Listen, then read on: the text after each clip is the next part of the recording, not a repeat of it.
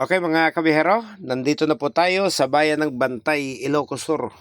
So yung mga bus po ay naiwan lang po sa main road dahil yung pong kanilang mga pasukan ay hindi uubra na pumasok po yung tatlong bus mga kabihero. At idagdag pa po rito, ang simbahan po na ito ng San Agustin of Hippo ay kasalukuyan pong sumasailalim sa isang major renovation mga kabihero. Idagdag pa po, may nagaganap pong seremonya ng kasal sa loob po ng simbahan, kung kaya't ang atin pong mga pasahero ay nagdaos na lang po ng kanilang Station of the Cross dito po sa patio ng simbahan. So, nandito rin po yung famous na bell tower, ayan oh. Sikat na sikat po yung bell tower na yan dito po sa bayan ng Bantay mga kabiyahero. So pasyal na lang po tayo at ikot-ikot po tayo dito sa loob.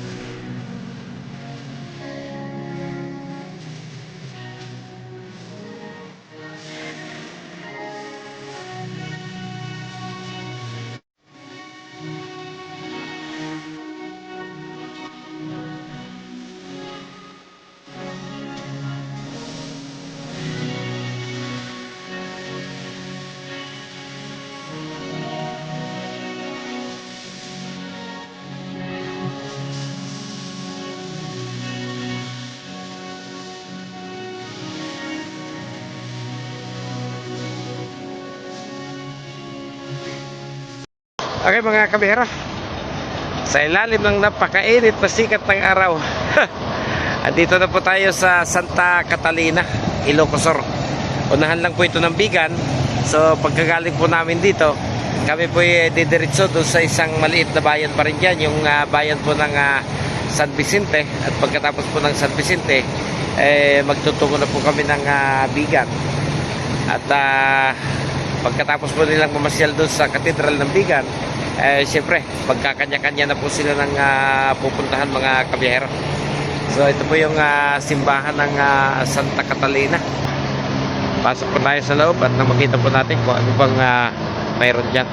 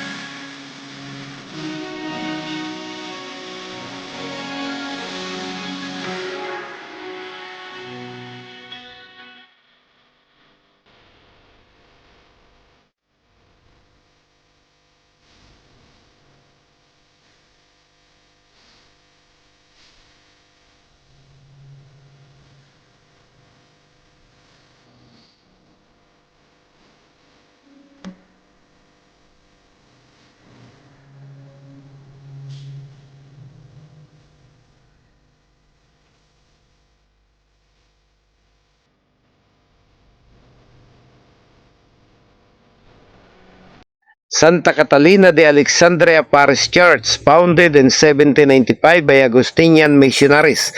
Reverend Manuel de los Reyes, first parish priest on 1800 to 1827. Holy Cross implanted at Kabitaugan in 1596. So ganyan na rin po pala katagal ang simbahang ito.